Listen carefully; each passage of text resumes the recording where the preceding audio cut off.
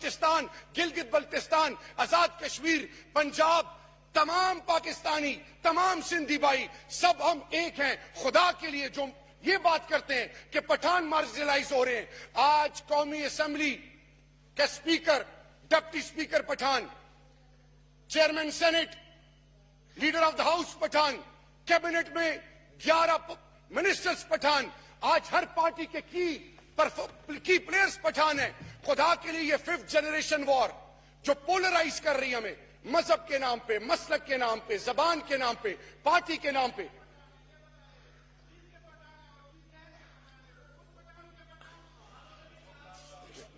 जी, no cross talk. आपकी बात सुनी गई है, आप अब सुने। नहीं, देखें,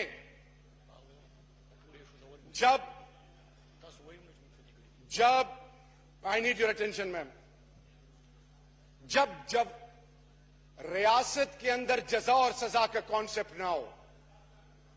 जब इस मुल्क के डिसीजन मेकर्स अपनी जात का ज्यादा सोचे और मुल्क का ना सोचें, उन मुल्कों के फैसले पर अख्तियार करते थे। आज इस मुल्क की नेशनल सिक्योरिटी, आज इस मुल्क के फैसले ये तमाम ऐवान और तमाम पॉलिटिकल पार्टीज मिलकर करेंगे और ये हम आपको साबित करके दिखाएंगे इंशाल्लाह। आपने ये जो आज 99 दिन, 100 दिन, 90 दिन तहरीक इंसाफ ने ये कल्चर इंट्रोड्यूस किया है, आज हम ये कहते हैं कि हम पे नजर रखें, हम पे चेक रखें, हम गलत करें, हमारे ऊपर आवाज भी उठाएं, लेकिन आप में ये अखलाकी जुर्रत किधर थी? आपने तो FIR तक नहीं काटी। कुलभूषण यादव किधर थी मॉरल करेज?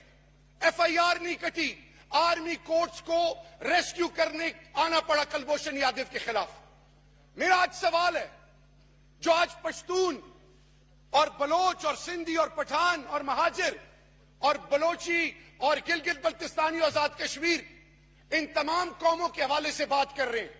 तो आज एक फैसला ना हो जाए इस ऐवान में? आए आज अहद करें कि तमाम पॉलिटिकल पार्टीज जिसके अंदर इंतहा पसंद सोच रखने वाली फोर्सेस हैं, जैसे हाई कोर्ट ने कहा, उनके खिलाफ आज हल्फ लें और एक रेजोल्यूशन पास करें कि जिस पॉलिटिकल पार्टी में एक भी वर्कर मुसल्लह हो, उस पॉलिटिकल पार्टी की रुकनीयत खत्म कर दी जाए, चाहे वो सूबे में हो, चाहे वो वफाक में हो। नंबर 2, आज आए कैद करें कि जिस हुकूमत के पास चाहे वफाक हो, चाहे वो सूबे हो, आज यही साहिवाल का वाकया और इसी तरह आबिद बॉक्सर, इसी तरह मॉडल टाउन फयास्को, इसी तरह नकीबुल्ला शहीद, आए आज आर्मी कोर्ट्स के ये फैसले तमाम हवाले करते हैं ताकि दूध का दूध, पानी का पानी हो जाए और वो तमाम चीजें कौम के सामने आ जाए। अगर इस पे आपको यकीन नहीं है, अगर इस पे भी आपको यकीन नहीं है, मैं आज स्पीकर साहब आपके थ्रू आपसे रिक्वेस्ट करूंगा, खुदा के लिए वो पाकिस्तान दुश्मन कुव्वतें जो मुल्क के अंदर और बाहर बैठ के पाकिस्तान को डिस्टेबलाइज करना और पाकिस्तान को अक़वाम आलम में जगहसाई बनाना या पाकिस्तान के जवानों के ज़हनों को ब्रेन वॉश करने पे लगी हुई हैं, आए आज तनकीद बराए तनकीद छोड़ के एक घर और एक कुंबे की तरह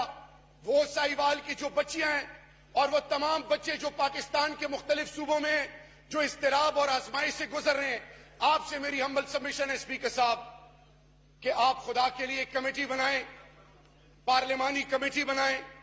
उसमें चाहे अभी जो फाटक के हवाले से बात हुई है, चाहे वो बलूचिस्तान के हवाले से हो, चाहे वो पाकिस्तान के किसी भी ऐसे इलाके जहां पे बकौल पार्लियामेंटेरियंस और मुख्तलिफ पॉलिटिकल पार्टी लोग आजमाइश में हैं, उनको इंसाफ नहीं मिल रहा, तो मेरे ख्याल में आप एक कमेटी बनाए और एंड में मैं ये बताऊंगा, प्लीज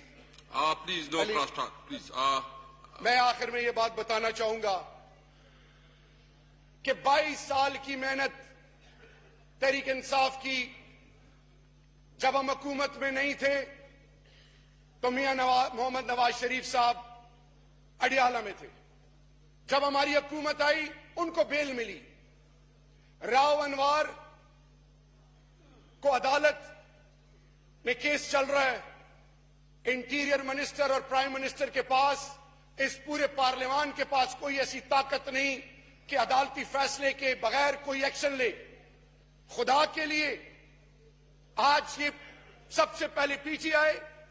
फिर बाकी तमाम ऑपोजिशन पार्टियां आज अहद करें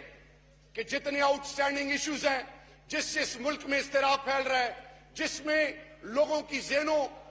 पे नेगेटिव इम्पैक्ट पड़ रहा है, आए एक कमेटी बनाएं, इन तमाम चीजों को प्रायोरिटी पे हल करें और पार्लियामान के तमाम की स्टेक होल्डर से आप ये ओथ लें आज कि जिस पार्टी में असला